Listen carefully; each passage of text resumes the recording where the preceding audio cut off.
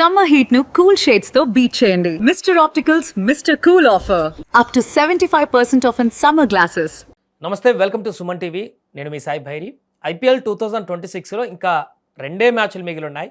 ఒకటి క్వాలిఫైర్ 2, ఇంకొకటి final. Qualifier 2లో ఆర్ఆర్ వర్సెస్ జీటీ మధ్య జరగబోతుంది న్యూ చండీగఢ్ వేదికగా.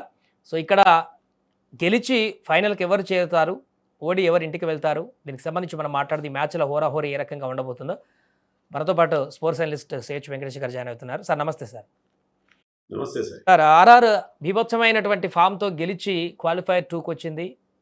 క్వాలిఫైర్ 1లో ఓడిపోయి కొంత నైరేషన్ తోటి మళ్ళీ పికప్ కావాలనే పట్టుదలతో జీటీ ఉంది.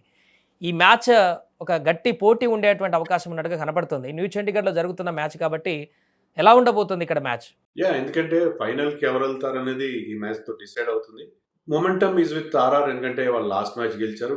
గుజరాత్ ఏంటంటే ఫస్ట్ మ్యాచ్ లో చాలా పెద్ద తేడాతో 92 రన్స్ హ్యూజ్ మార్జిన్ తో ఆర్సీబీ చేతిలో ఓడిపోయారు. అంత పెద్ద మార్జిన్ తో ఓడిపోయిన తర్వాత చాలా డిమారలైజ్ అవుతారు వాళ్ళు. అదొకటి వాళ్ళకి డిసడ్వాంటేజ్. రెండోది ఏంటంటే ఈ క్వాలిఫైర్ 2 కూడా ఎలిమినేటర్ జరిగిన సేమ్ గ్రౌండ్ లో జరుగుతుంది. సో ఆ గ్రౌండ్, అక్కడ కండిషన్స్ అన్ని కూడా ఆర్ఆర్ తెలుసుంటాయి.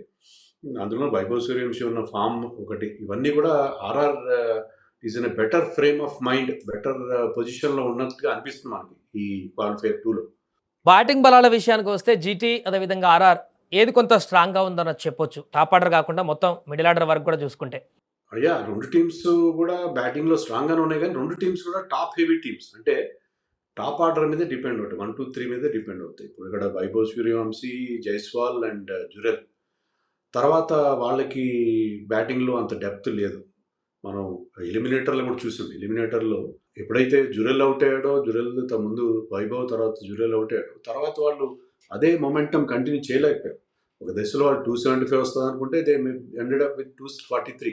సో ఆ నేపథ్యంలో వాళ్ళకి టాప్ ఆర్డర్ మీద డిపెండ్ అవుతారు. Same applies to Gujarat also. Gujarat కూడా అదే పరిస్థితి. గుజరాత్ కూడా వాళ్ళు Sai Sudharsan, Shubman Gill and Jos Buttler మీదే డిపెండ్ అవుతారు.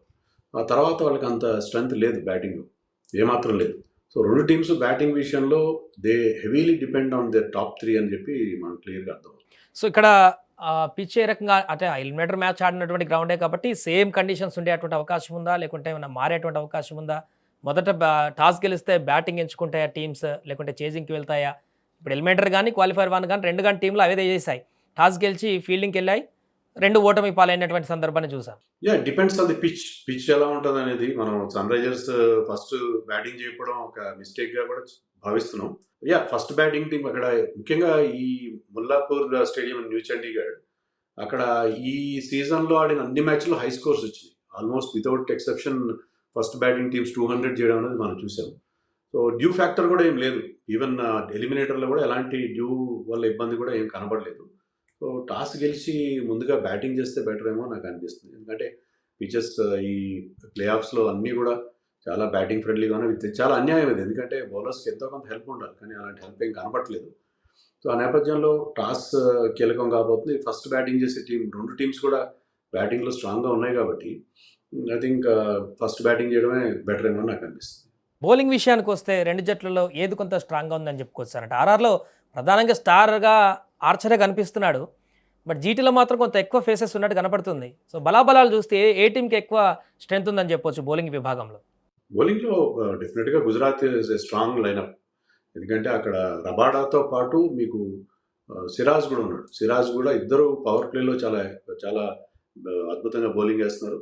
తర్వాత దే హ్యావ్ ప్రసిద్ధ్ కృష్ణ, తర్వాత లాస్ట్ మ్యాచ్లో కుల్వంత్ క్రెజ్వేల్ లాంటి కొత్త బౌలర్ని తీసుకొచ్చారు. కానీ they have also Jason Holder middle ఓవర్స్లో మంచి వికెట్లు తీస్తున్నాడు. సో వాళ్ళు I think they might go back to Arshad Khan plus Rashid Khan ఉన్నాడు. సో వాళ్ళకి 6 గన్ బౌలర్స్ కనిపిస్తున్నారు అక్కడ. చాలా చాలా స్ట్రాంగ్ వాళ్ళు బౌలింగ్లో. మీరు అన్నట్టుగా ఇక్కడ రాజస్థాన్ విషయానికి వస్తే ఆర్చర్ ప్రతి మ్యాచ్లో ఆల్మోస్ట్ 50% ఆఫ్ ది మ్యాచెస్లో he's picked up wicket in the first over itself. First ఓవర్లో కీలకమైన ఓపెనర్లను అవుట్ చేయడం అతనికి ఒక రొటీన్గా మారింది. సో అభిషేక్ శర్మను కూడా సెకండ్ బాల్కి అవుట్ చేశాడు. అతను జైపూర్లో జరిగిన మ్యాచ్లో ఫస్ట్ బాల్కి అవుట్ చేశాడు అభిషేక్ శర్మ. సో అతనికి ఆ ఫస్ట్ ఓవర్లో వికెట్ తీయడం అనే ఆ న్యాక్ అనేది చాలా చాలా డేంజరస్గా మారుతుంది. Is also working up good pace, మంచి రిథంలో కనిపిస్తున్నాడు. ఇంకా నాన్రీ పార్కర్ కూడా అతను సపోర్ట్ ఇస్తున్నాడు. అతను కూడా చాలా మంచి ఎక్స్ప్రెస్ పేస్తో బౌలింగ్ చేసే బౌలర్. బ్రిజేష్ శర్మ సన్ రైజర్స్తో మ్యాచ్లో అంత ఎఫెక్టివ్గా అనిపించలేదు, కానీ is generally has done well. వాళ్ళ spinners compare to Rashid Khan, అటు యశ్రాజ్ పుంజా కానీ తర్వాత రవీంద్ర జడేజా కానీ అంత మంచి ఫామ్లో లేరు. బట్ నేను అనుకోవడం మీరు అన్నట్టుగా they depend mostly on Archer, whereas Gujarat has a strong bowling lineup. ముఖ్యంగా వైభవ్ సూర్యవంశీని ఎలా అవుట్ చేయాలనే విషయంలో వాళ్ళ కోచ్ ఆశీష్ నెహ్రా కూడా అతను బౌలర్ కాబట్టి వాళ్ళకి మంచి ప్లాన్తో వస్తారు.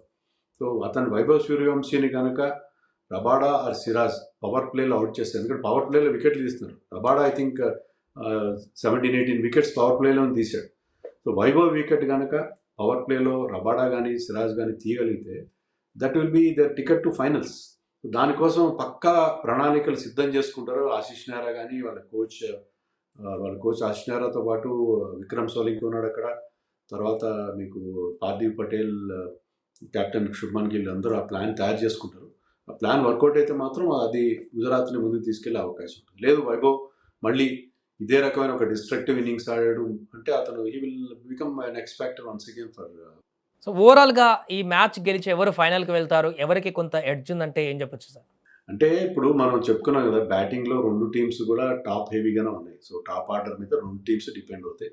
టాప్ ఆర్డర్లో మనం ఎవరిని సపరేట్ చేయలేం. యాక్చువల్గా గుజరాత్ టీంలో ముగ్గురు ఫామ్లో ఉన్నారు. ఇక్కడ చూస్తే ఏంటంటే మీకు వైభవ్ అండ్ జురెల్ మాత్రమే ఫామ్లో ఉన్నారు. జైస్వాల్ ఫామ్ అటు ఇటుగా ఉంది. సో బ్యాటింగ్లో వాళ్ళకి కొంత అడ్వాంటేజ్ ఉంది. బౌలింగ్లో కూడా మనం ఆల్రెడీ చెప్పుకున్నట్టుగా గుజరాత్కి చాలా మంచి అడ్వాంటేజ్ ఉంది, because they have got very good bowlers. But రాజస్థాన్కి ఒకరిద్దరు బౌలర్స్ మీద వాళ్ళు డిపెండ్ అవుతున్నారు. సో ఆ రకంగా తీసుకుంటే మనం ట్రెడిషనల్గా ఆలోచిస్తే conventional wisdom says Gujarat has N edge. కానీ మనం ఈ Vaibhav Suryavanshi boss baby factor అనేది దృష్టిలో పెట్టుకోవాలి. సో మనం చెప్పుకున్న లెక్కలన్నీ మామూలుగా నార్మల్ సర్కమ్స్టాన్సెస్లో గుజరాత్ని ఫేవరెట్గా అనుకునేలా చేస్తాయి.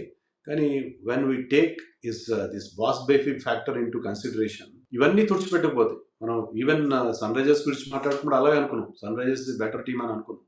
కానీ అతను కనుక మరి ఒకసారి బ్యాట్ జుడిపిస్తే I think he will win the match for RR. So అది పరిస్థితి. Right sir, thank you so much sir. అది క్వాలిఫైర్ 2లో ఆర్ఆర్ వర్సెస్ జీటీ మధ్య జరగబోతుంది ఈ పోరు. మరి ఇక్కడ గెలిచి ఫైనల్కి ఎవరు చేరుతారు, ఓడిపోయి ఎవరి ఇంటి ముఖం పడతారనేది వేచి చూద్దాం.